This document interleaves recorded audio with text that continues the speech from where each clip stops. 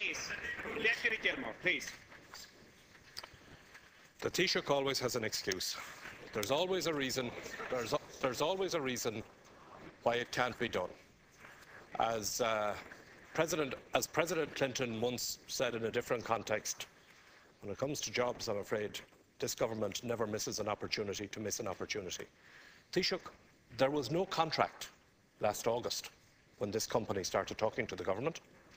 There was no contract last April when the staff of SRT had a plan to develop that business and to create jobs. There's a contract now, and I have to wonder who approved a contract with 24 months of a notice clause in it. You see, Taoiseach, this isn't just about SRT, and it's not just about Michael O'Leary. This is about jobs and the fact that your government is not addressing the jobs crisis in the country. You say you can't act unlawfully. The problem is you're not acting at all. Because before SRT, you did nothing to save the jobs in Waterford. You did nothing. The jobs were lost in Waterford Glass. The jobs were lost in Waterford Glass. The jobs were lost in Waterford Glass. And if we had back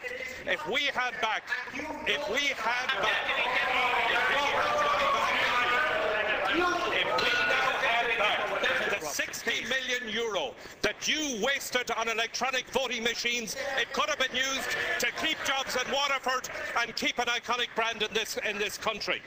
You didn't deliver. You didn't save the jobs in Waterford, and it's the same all over, and it's the same here again. Yes, I know. I want to address remarks this way.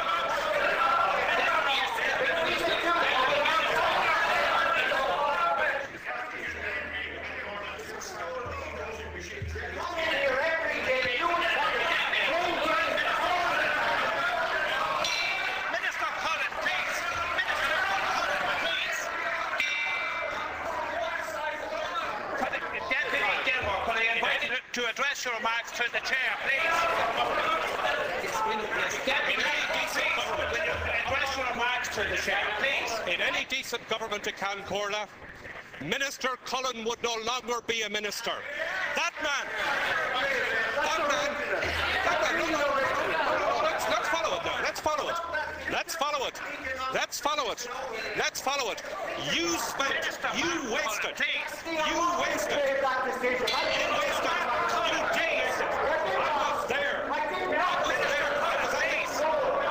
Minister Cullen, please. We'll refrain from engaging with the... You spent... Deputy Gilmore, please, just address the remarks to the chair, Corla, Minister Cullen. Deputy Hayes, please, address the remarks to the chair. Minister Cullen, please.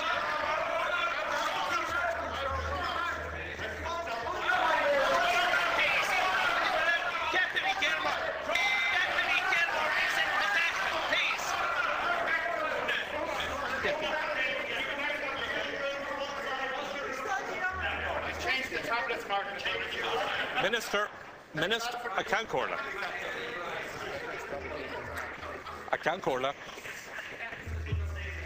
Minister Cullen.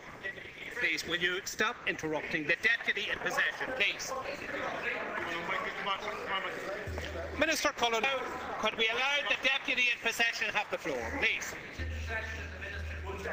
Minister Cullen wasted 60 million euro of taxpayers' money buying electronic voting machines which have never been used, which can't be used, which are now in storage. And he did that. And I remember the day very well. He did that by taking a decisive ministerial decision. You see, it's amazing.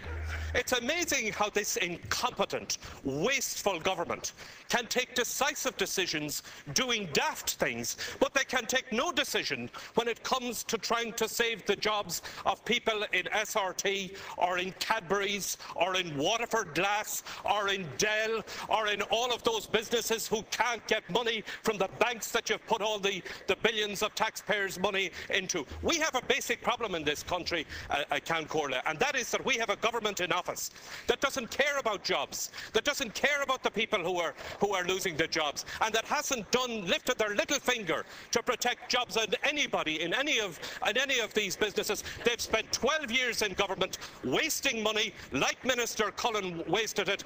That's the reason that this country is in the mess that it's in, and they're incompetent and they're not capable of getting us out of it. Well, the Taoiseach appears to have become an expert on the size of hangars overnight. Now, this isn't about hangar 1, hangar 2, hangar 6 or whatever, because this is about, and your responsibility in this, is about the strategic importance of this particular business.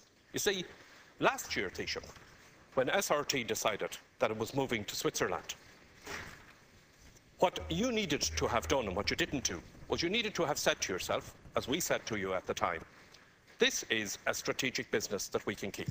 We're an island.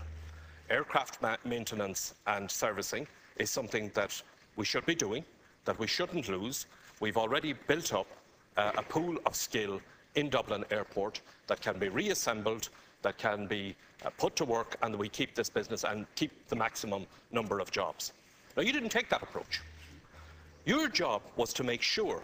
You should never have ended up in a situation where it's now about the size of this hangar or the size of that hangar and what is the terms of this contract or the terms of that contract. Your job as government was to say there is a strategic business with jobs, sustainable jobs, that can be saved, that can be put to work here. Now, you missed the time. You've lost all of last year, and you've ended up now at the 11th hour with a gun to your head, and you're flapping around between one hangar and the next because you left it far too late. Now, the issue here is this, and it's your responsibility and your government's responsibility to solve this. There's 200 jobs gone already. There's a potential of another 300 jobs being lost. The test for you, and it's something we'll return to, the test for you is, are you going to save, are you going to ensure that the 300 jobs are available at Dublin Airport? How you do it is a matter for government, it's a matter for you. If you have boxed yourself into a corner, that's your problem, but your responsibility to the people who are depending on those jobs, whose livelihoods and whose families are depending on those jobs, is to secure those jobs. And my question to you is, are you going to do that?